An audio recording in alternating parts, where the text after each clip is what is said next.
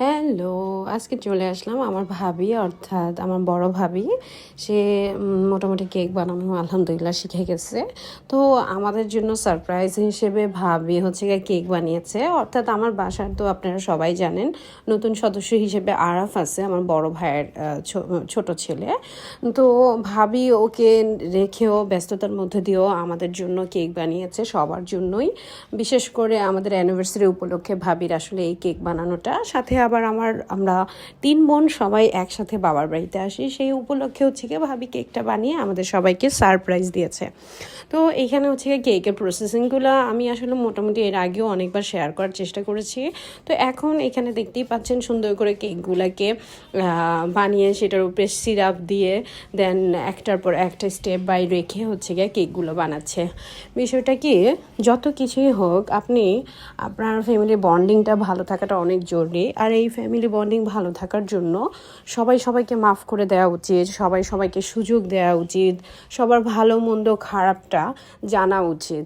এইভাবে করে আসলে বন্ধন টিকে থাকে। তো আমি বলবো যে একটা ফ্যামিলি বন্ডিং ভালো রাখার জন্য সবসময় চেষ্টা করবেন ভাইয়ের ওয়াইফদের সাথে বা বোনের জামাইদের সাথে একটা রেসপেক্টফুল সম্পর্ক রাখার জন্য, তাদের ভালো খারাপ বিষয়গুলো জানার জন্য, একজন আরেকজনকে রেসপেক্ট করা এবং একজন আরেকজনকে সম্মান করার মধ্য দিয়ে হচ্ছে গিয়ে আসলে রিলেশনশিপের বন্ডিংটা হয়। তো এইখানে হচ্ছে গিয়ে আমি বলবো যে যার মন যত পরিষ্কার থাকবে আপনার আশেপাশে বন্ডিং তত ভালো থাকবে। আমরা অনেক সময় বলি না, কি হলো ভাই আপনি কিভাবে তারে এত কিছুর পরও মাফ করে দিচ্ছেন। এই যে মাফ করার বিষয়টা, যতটা মাফ করে দিবেন ততই আপনি রিল্যাক্স থাকবেন, আপনি ভালো থাকবেন, সাকসেসফুল মানুষ হতে পারবেন, আপনার যে কোনো কাজে আপনি এগিয়ে যেতে পারবেন। তাই আমি বলবো যে যত কষ্ট দুঃখের মধ্যে হোক না কেন, আপনার পাশের মানুষটা যদি আপনাকে বিট্রেও করে থাকে তাকে মাফ করে দেন। বিনিময়ে আল্লাহর তরফ থেকে আপনি অনেক ভালো গিফট পাবেন, ভালো কিছু পাবেন। তো এখানে আমি এটাই বলবো, আমরা 3 ভাই 3 বোন অর্থাৎ টোটাল 6 মেম্বার।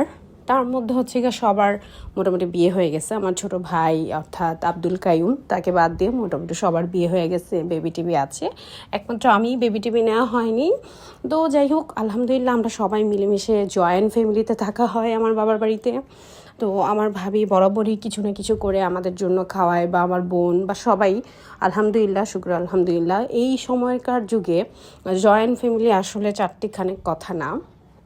আমি এখানে কেকের আসলে রেসিপির বিষয়ে কথা বলতে আসিনি। আমি চাই যে সবার মধ্যে একটা ভালো বন্ডিং থাকুক, সবাই সবাইকে নিয়ে বাঁচুক, সবাই সবাইকে সুযোগ দেক, সবাই সবাইকে মাফ করে দেক, সবাই সবাইকে আমি বলবো সবার মনের নেক আশা পূরণের জন্য আমি বলবো সবাই সবার জন্য দোয়া করবেন।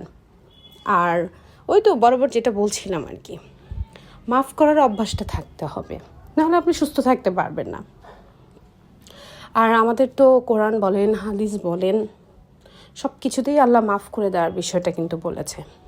তো ওয়াই নট? আমাদের নবীজি সাল্লাল্লাহু আলাইহি সাল্লামকে কতটা পরিমাণে কষ্ট দেওয়া হয়েছে, তার নিজের গ্রামবাসী তাকে অর্থাৎ তার নিজের যেই জন্মভূমি সেখানকার মানুষ তাকে কতটা লাঞ্ছিত করেছে, সব কিছুর পরেও নবীজি সাল্লাল্লাহু আলাইহি সাল্লাম কী করেছেন? তাদেরকে মাফ করে দিয়েছেন। এবং সে তার উম্মতদের জন্য কিন্তু এখনও পর্যন্ত অপেক্ষা করছেন, দোয়া করছেন। তো আমরা কি? আমরা তো কিছুই না। তো কেন আমরা সবাই সবাইকে মাফ করতে পারি না? কেন আমরা সবাই সবাইকে কেন দমায় রাখি? সবার দোষ ত্রুটিগুলো আসলে কেন আমরা অনেক বড় করে দেখি? আমরা কি মানুষের দোষ ত্রুটিগুলো একটু করে দেখতে পারি না? ক্ষমার সুলভ দেখতে পারি না? তো একটা ভালো রিলেশনশিপের জন্য সম্মান আর হচ্ছে কি মাফ করে দিতে হবে। এই দুইটা বিষয় যদি আপনি গুরুত্ব সহকারে দেখেন, তাহলে দেখবেন কি পৃথিবীর সব জায়গায় আপনার ভালো বন্ধু আছে, ভালো মানুষগুলোই আপনার পাশে থাকবে। আপনার কাছে কখনো এরকম মনে হবে না আপনার পাশের মানুষটা নেগেটিভ। তো সবসময় পজিটিভ থিঙ্কিং থাকবেন, আল্লাহর উপরে সন্তুষ্ট থাকবেন, দেখবেন কি জীবনটা অনেক সুন্দর। তাই আল্লাহর প্রতি সন্তুষ্ট থাকা এবং আল্লাহ আমাদের জন্য যা করে সেটাই আমাদের জন্য উত্তম, এটাই চেষ্টা করবেন। আর বরাবর যেটাই বলবো, আত্মীয়তার সম্পর্কে যে ছিন্ন করে সে কিন্তু কখনোই জান্নাতে যাবে না। তার জন্য কিন্তু জান্নাত হারাম হয়ে যাবে, সে জান্নাতে কোনো দিন যেতে পারবে না। তো কেন আমরা এই দুনিয়ায় কতদিন বাঁচবো?